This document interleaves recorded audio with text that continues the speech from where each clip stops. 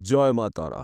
নমস্কার বন্ধুরা, আমি জ্যোতিষী গৌতম কুমার। আজকে আমি আলোচনা করব মিথুন রাশি মিথুন লগ্নের জাতক বা জাতিকাদের ডিসেম্বর 2024 মাসিক রাশিফল, অর্থাৎ ডিসেম্বর মাসে মিথুন রাশি মিথুন লগ্নের জীবনে কি অপেক্ষা করছে, শুভ না অশুভ, এই দুটো বিষয়ই আমি আপনাদের কাছে বিস্তারিতভাবে আলোচনা করব। কিন্তু ভিডিওটি না কেটে না টেনে সম্পূর্ণ আপনাকে দেখতে হবে, কারণ এই ভিডিওর মধ্যে আমি আপনাদের 9টি বড় শুভ খবর জানাবো এবং কয়েকটি বিষয় আপনার সতর্ক অথবা সাবধান হতে হবে।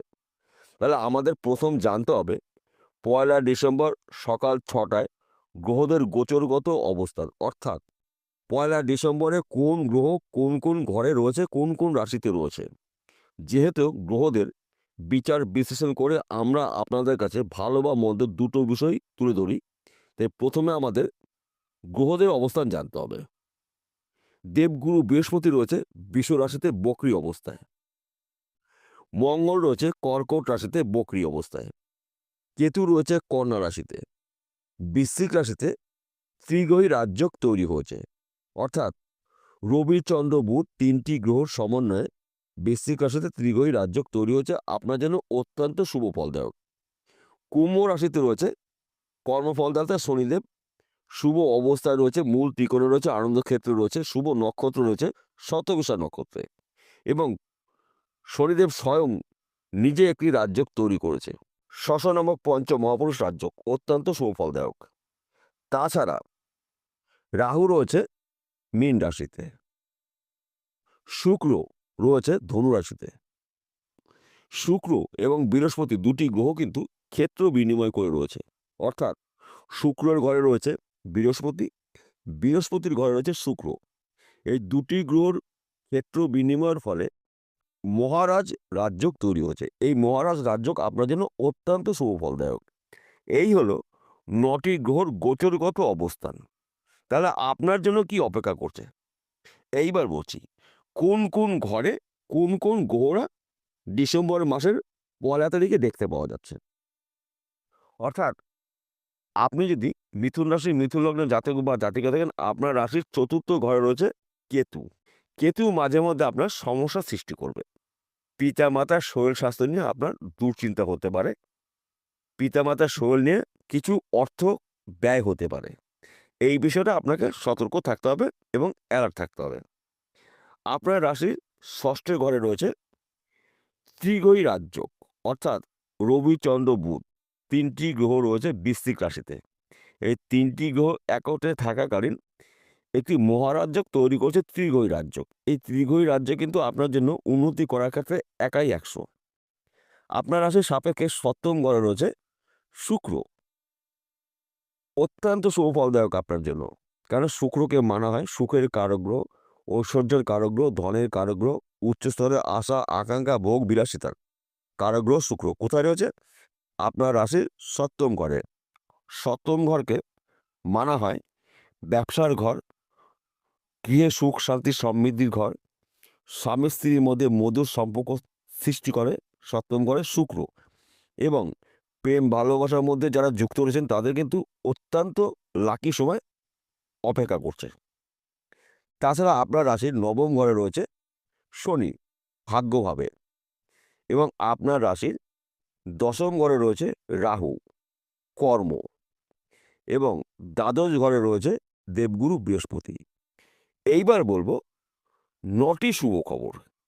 9টি শুভ খবরের মধ্যে প্রথম শুভ খবর, আপনার শরীর মন ভালো থাকবে, সন্তান শিক্ষা শুভ, প্রেম ভালোবাসা দাম্পত্য অতি শুভ, মানে তুলনামূলক শুভ, চোখে পড়ার মতন আপনার গৃহে সুখ শান্তি সমৃদ্ধি প্রবেশ করবে। স্বামী স্ত্রীর মধ্যে যদি দূরত্ব তৈরি হয়ে থাকে সম্পর্ক, কিংবা সম্পর্কের চির ধরেছিল, এবার কিন্তু আপনাদের জীবনে সুখ শান্তি সমৃদ্ধি প্রবেশ করবে।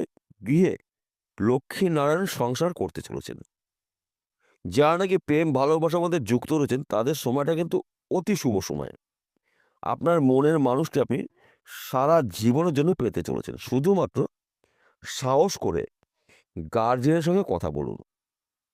দেখুন আপনাদের দুহাত 4 হাত এক জায়গায় হতে চলেছে।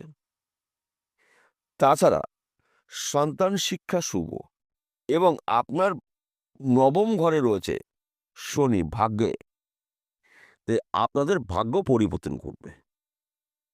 এবং রাহু রয়েছে কর্মঘরে, দশম ঘরে, কর্ম শুভ। রাহুর শুভত্বগুলো আপনারা ভোগ করতে চলেছেন। আপনি যেই কাজই করুন না কেন, কর্মক্ষেত্রে আপনার সফলতা আপনি অর্জন করতে চলেছেন। রাহু এমন একটি গ্রহ, বিনা পরিশ্রমে কিন্তু অর্থ দিয়ে থাকে, যদি শুভ অবস্থা থাকে। রাহু শুভ অবস্থা রয়েছে। তাছাড়া আপনি যদি ব্যবসা করেন, ব্যবসা ক্ষেত্রে কিন্তু রাহু দুর্দান্ত শুভ ফল দেয়। সেই ব্যবসা যে কোনো ব্যবসা হতে পারে, ছোট হতে পারে ব্যবসা, বড় হতে পারে, মাঝারি হতে পারে। ব্যবসা কিন্তু আপনার দুর্দান্ত শুভ।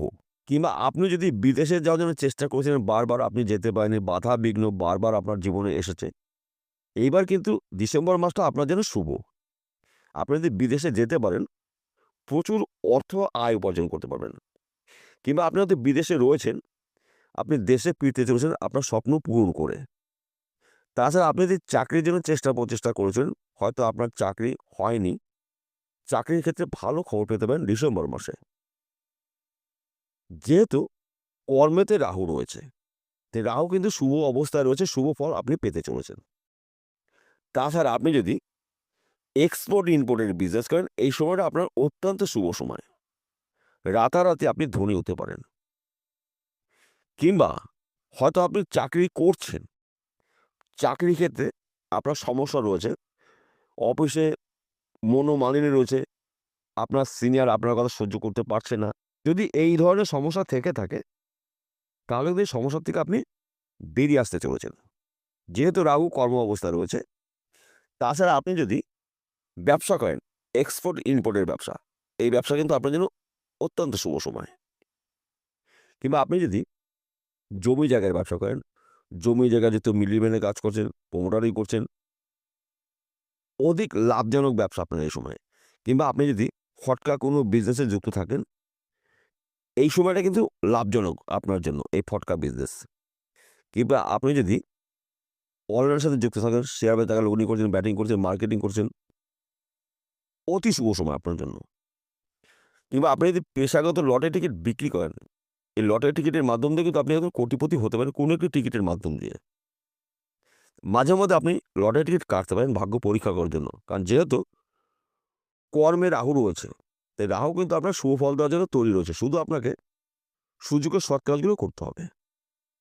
এই হলো আপনার 9টি বড় শুভ খবর জানালাম। এবার কয়েকটি বিষয় আপনার সতর্ক অথবা সাবধান হতে হবে। আপনার বাক্য দ্বারা কিছু গোপন শত্রু তৈরি হতে পারে, এই বিষয়টা একটু সতর্ক থাকবেন। আপনার বাক্য যতটা পারবেন নিয়ন্ত্রণ রাখবেন। তাছাড়া আপনি যদি যানবাহন চালান, ধীর গতিতে গাড়ি চালাবেন এবং রাস্তা দেখে শুনে পারাপার করবেন। এবং এই সময়টা কারোর সঙ্গে ঝুট ঝামেলা যাবেন না, তর্ক বিতর্কের মধ্যে অংশগ্রহণ করবেন না। এই কয়েকটি বিষয় আপনি এড়িয়ে চলবেন, তাহলে কোনো বিপদই আপনাকে স্পর্শ করতে পারবে না। এবং সুযোগের সৎ কাজগুলো যদি আপনি করতে পারেন, তবেই কিন্তু আপনি একজন সফল ব্যক্তি হতে পারেন। তাহলে বন্ধুরা, বোঝা গেল। নমস্কার, আবার দেখা হবে।